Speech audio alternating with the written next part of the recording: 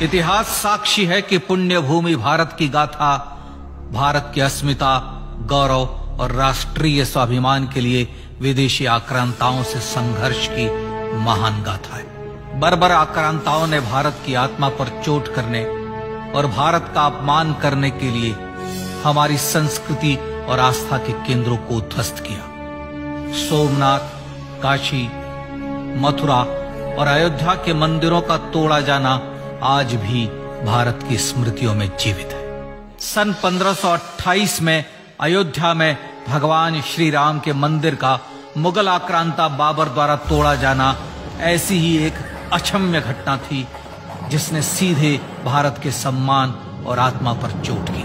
कारण साफ था, अयोध्या के श्री राम के मंदिर पर आक्रमण भारत की आत्मा पर आक्रमण था। जहां हर भारतीय के रोम रोम में राम बसते हैं, वह भारत यह अपमान कैसे सहता। राम मंदिर पर आक्रमण भारत को आहत कर गया था। विदेशी हमलावर अपनी बर्बरता दिखाते गए और भारत अपने आत्मगौरव को फिर से पाने के लिए संघर्ष करता रहा।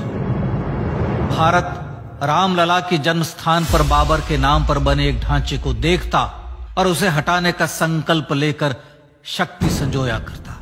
हिंदू समाज आत्मसम्मान के रण में डटा रहा और लगातार हमलावरों द्वारा बनाए गए बाबरी ढांचे को हटाने के लिए लड़ता रहा। सरयू कई बार रक्त से लाल हुई। कभी स्थानीय शासकों ने तो कभी साधु संतों और राम भक्तों ने राम जन्मभूमि की मुक्ति के लिए अपने प्राणों की आहुति दी। 74 बार युद्ध हुए। हम कुछ मोर्चे हारे, पर रण जीतने का संकल्प कभी कम नहीं हुआ। हिंदू समाज तलवारों से रक्त रंजित हुआ, पर उसने हार नहीं मानी। उसका संकल्प अजेय था।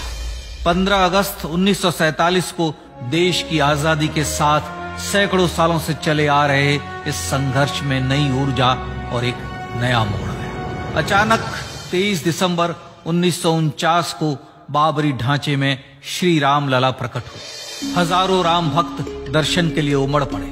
तत्कालीन प्रधानमंत्री पंडित जवाहरलाल नेहरू ने उत्तर प्रदेश सरकार को श्री राम लला को विवादित ढांचे से हटाने का आदेश दिया।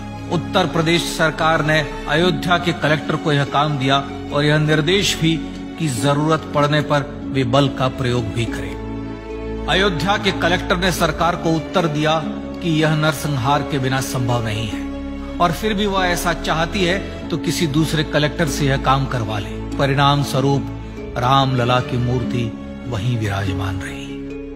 विवादित ढांचे को बंद कर दिया गया।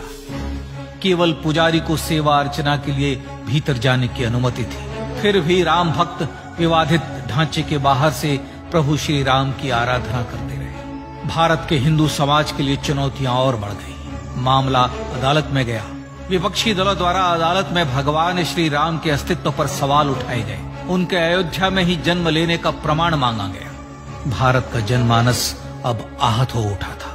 आजाद भारत में भी हिंदू समाज को अपनी आस्था और श्रद्धा के लिए संघर्ष करना पड़ रहा था। चुनौतियों के इस समय में सन 1984 में विज्ञान भवन दिल्ली में विश्व हिंदू परिषद ने धर्म संसद का आयोजन किया।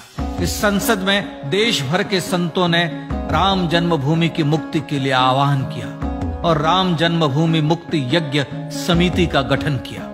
धर्म संसद ने राम जन्मभूमि की मुक्ति और वहां भगवान श्री राम के भव्य मंदिर बनाने के भारत के जनमानस के संकल्प को फिर से दोहराया। विश्व हिंदू परिषद के नेतृत्व में मंदिर निर्माण के लिए पूरे देश में अभूतपूर्व आंदोलन की शुरुआत हुई। श्री राम जन्मस्थली मुक्ति यज्ञ समिति के साथ देश भर में राम जानकी की रथ यात्राएं निकली। राम लीलाओं में राम कथा के माध्यम से भारत का आम जन फिर से जुटा।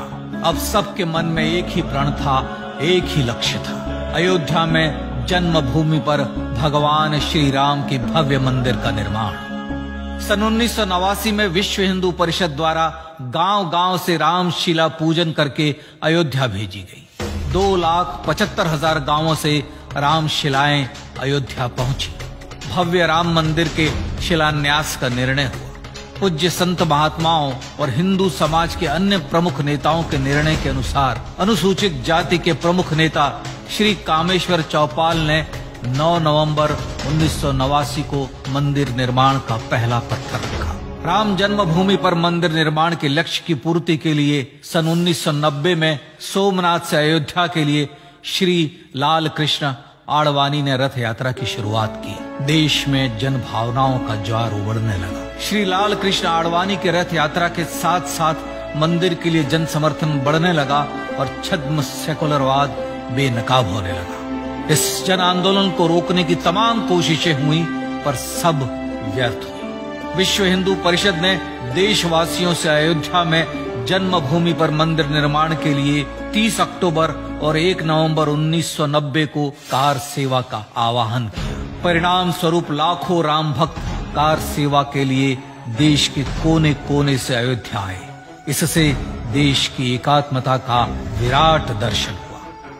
कार सेवकों को रोकने के लिए उत्तर प्रदेश के तत्कालीन मुख्यमंत्री श्री मुलायम सिंह यादव ने अयोध्या में परिंदे को भी पर न मारने देने की घोषणा की। स्थितियां गंभीर हो गई। अयोध्या से 100-100, 200 किलोमीटर दूर रेलगाड़ियां रोक दी गई। अयोध्या युद्ध भूमि बना दी गई। मार्ग बंद, रेल बंद, चप्पे चप्पे पर पुलिस। अयोध्या सैनिक छावनी में बदल गई। राम नाम पर ऐसी पाबंदी कि अर्थी ले जा रहे लोगों तक को रोका गया क्योंकि वे राम नाम सत्य कह रहे थे। लेकिन सैकड़ों किलोमीटर की यात्रा कर कार सेवक अयोध्या पहुंचने लगे। राम के गीत गाते, होठों पर हंसी और पांव में छाले लिए राम काज के लिए राम भक्त देश विदेश से अयोध्या पहुंच ही गए। कार सेवकों पर गोलियां चली। अनेक कार सेवक शहीद हुए। आजाद भारत में जन्मभूमि पर राम मंदिर के लिए कार सेवकों ने फिर एक बार अपना बलिदान दिया, पर कार सेवकों ने विवादित ढांचे पर भगवा ठहरा ही दिया और इस तरह कार सेवा सफल हुई। श्री राम जन्मभूमि आंदोलन ने भारत की सुप्त आत्मा को झकझोर कर जगा दिया था। विश्व हिंदू परिषद ने फिर एक बार 6 दिसंबर 1992 को कार सेवा का आह्वान किया। राम भक्तों को कार सेवा करने देने के लिए अदालत में प्रार्थना की गई, पर अदालत ने कोई निर्णय नहीं दिया। परिणाम स्वरूप बौद्ध, जैन, सिख, स्वामीनारायण संप्रदाय, गायत्री परिवार, हर पंथ मत विचार के हिंदू एकत्र हो गए। छूत अछूत का भेद मिटा, जाति की पहचान मिटी। हम सब हिंदू, हम सब सिंधु बन गए। राम सिंधु में ज्वार उठा और देखते ही देखते 6 दिसंबर 1992 को श्री राम जन्मभूमि से बाबरी ढांचा सदा के लिए हट गया।